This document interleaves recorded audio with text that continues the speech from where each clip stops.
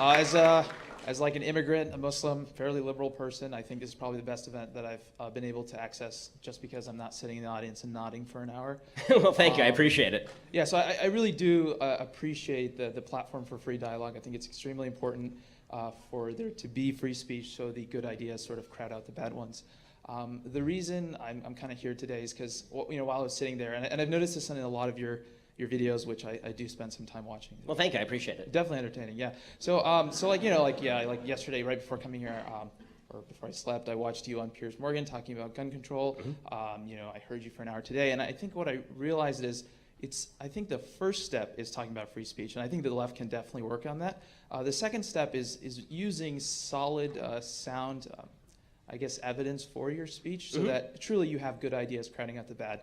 And I just wanted to take issue with a few things that you mentioned that I felt were a bit more sensational, a bit more, I guess, I know you're from like a lawyer background, so I can see. No, go for it. Yeah, so like you mentioned for rape on college campuses from 1995 to 2002 was the statistic you used. Because those are the last available statistics from the BJS. Sure. So there's current statistics that you think have, I guess, methods that are unjustified because it's self-identified, but that's contemporary, and you're looking at something that started 20 years ago, and then making up for the caveat that, okay, it's self-identified, so it might not actually reach that amount. So what I'm saying is clearly we don't have sound data on this, and maybe not all of the self-identified reports are justified, but using a statistic that's 20 years old, even if it's the most contemporary one that you have, is, I think, unsound in terms of academic discourse. So I agree with you. I'd like to have better statistics. Now let me ask you a question on that. Do you think that the rape rate in the United States on college campuses is closer to 6 in 1,000 or 250 in 1,000?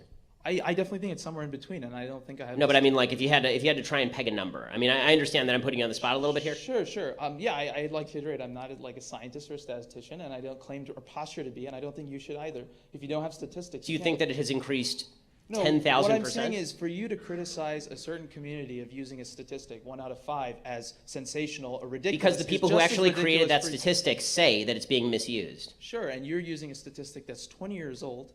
Because it's the best statistic available. Again, if you're willing to give me better statistics, I am more than willing to hear them. No, and as I've said, if you provide me new evidence, I'm more than willing to change my mind. Fair, yeah. No, I mean, I don't think I have the political knowledge to debate that. So, like, just a couple things. So, moving forward, I think you talked about, I don't know, you said, like, you mentioned Jim Crow laws and slavery for what kind of pushed black people back, and you said, okay, this is in the past. Again, this is an example of taking the opposition's argument, making a character of it, and dropping it down real fast. Everyone knows about Jim Crow. Everyone knows about slavery. Not as many people know about, for example, redlining in Chicago in the 1960s that the CBL had to push out by 1964.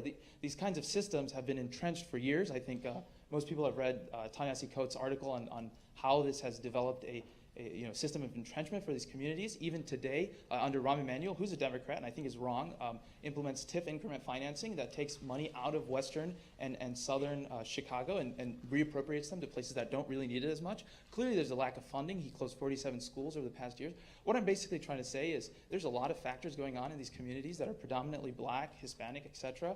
And for you to simply say that, okay, Jim Crow happened 50 years ago, racism hasn't increased, is a bit, I think, again, insincere, because I don't believe that racism has, I do believe that racism has decreased, and we're saying the N-word less, sure, but I don't think that racism at a systemic level has decreased, because the same communities that were affected in the 1960s, those people are still alive. That's a wild accusation. I mean, I'm with you all the way up till the end. When you say there's a lot of complexity to these arguments, I agree there's a lot of complexity to these arguments. Yeah, I'll tell you where there's no complexity, and that is the only way you are going to get out of the current problems that you are in is by relying on yourself to make good decisions. That's not to say that there aren't obstacles, and if there are obstacles that you can name, I'm more than happy to stand there and fight them with you. If you can show me evidence of redlining by a bank in which a black person and a white person are being treated unequally with exactly the same application, I will stand next to you and root for them to be prosecuted in court, because that's illegal under the Civil Rights Act. But if you're going to suggest that racism has not decreased over the last 50 years, it's just sort of hidden, there is no evidence to suggest that whatsoever.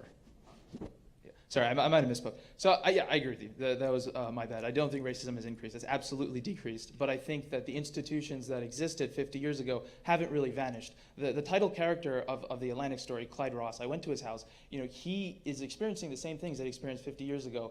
The government will come by. And I know you say that the government shouldn't fix this, and I agree. I'm just saying the government shouldn't make it worse. The government comes by. They say, hey, we're providing subsidies for these communities to become better. You can use it for paint for your house, better windows, anything that the public can see to make it look better.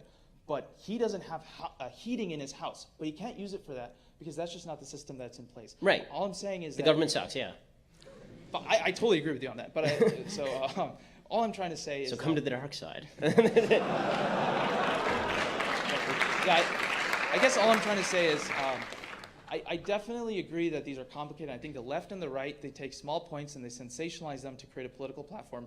I would just appreciate it, since you are a journalist and not a politician, to do the same kind of due diligence when you really offer input, because a lot of people listen to you, a lot of people respect your opinion. Well, okay, so again, the article that you're citing by Ta-Nehisi Coates, I haven't actually read that article, so I'm not going to claim knowledge of an article that you've read and I haven't. So I'll take your account of the situation for what it is, which is there's some guy who is apparently being victimized by the government because the government will only give him subsidies for X, Y, and Z, but he actually wants it for A, B, and C.